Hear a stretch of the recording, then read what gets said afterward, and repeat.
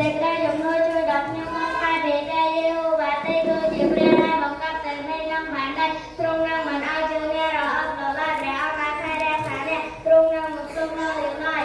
មើលព្រះអង្គបានថែរក្សាអ៊ីស្រាអែលទ្រង់នឹងមិនដាច់មួយក៏មិនដាច់ទូលឡើយព្រះយេហូវ៉ាទ្រង់ជាព្រះដែលថែរក្សាអ្នកព្រះយេហូវ៉ាទ្រង់ជាប្រឡប់នៅខាងស្ដាំអ្នកនៅពេលថ្ងៃអ្នកនឹងមិនត្រូវព្រះអាកាសធ្វើទុកឡើយហើយនៅពេលយប់ក៏មិនត្រូវព្រះច័ន្ទធ្វើទុកដែរព្រះយេហូវ៉ាទ្រង់នឹងរក្សាអ្នកឲ្យរួចពីគ្រប់ទាំងសេចក្តីអាក្រក់ទ្រង់នឹងថែរក្សារលត់របស់អ្នកឲ្យដំណើរដែលអ្នកចេញចូលទៅមកនោះព្រះយេហូវ៉ាទ្រង់នឹងរក្សាចាប់តាំងពីឥឡូវនេះរៀងទៅអាមែន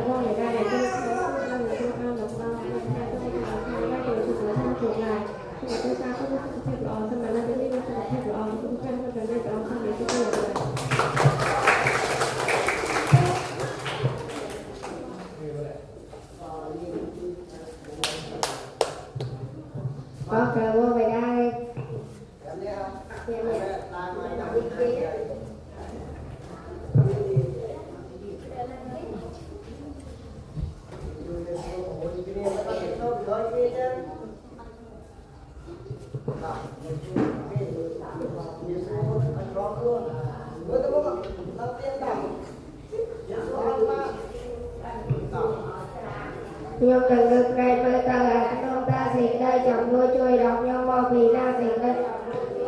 មកតាពីព្រះយេហូវ៉ាទេគឺជាព្រះដែលបង្កប់ទៅនៃតាមបាត់ទ្រង់នឹងមិនឡោជើងណារអប់ឡឡាព្រះអង្គដែលថាដែលសារទ្រង់នឹងមិនទុកមើលព្រះអង្គដែលថាដែលសារអ៊ីស្រាអែលទ្រង់នឹងមិនដាច់មកមើលក៏មិនដាច់ទ្រង់ព្រះយេហូវ៉ាទ្រង់ជាព្រះដែលថាដែលសារអ្នកព្រះយេហូវ៉ាទ្រង់ជាលោកដែលកើតហើយនៅពេលយប់ក៏មិនត្រូវប្រចាំធ្វើទុកដែរព្រះយេហូវ៉ាទ្រង់នឹងរក្សាអ្នកឲ្យរួចពីគ្រប់ទាំងសេចក្តីអាក្រក់ទ្រង់នឹងថែរក្សាប្រឡងរបស់ការដំណើរដែលអ្នកចេញចូលទៅមកនោះព្រះយេហូវ៉ាទ្រង់នឹងរក្សាចាប់តាំងពីឥឡូវនេះរៀងតទៅអាមែន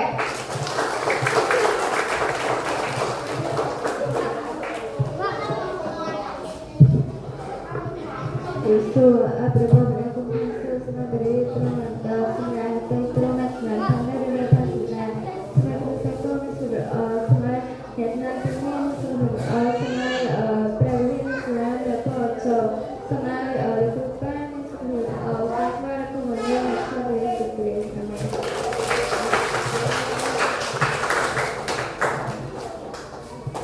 ជម្រាបសួរ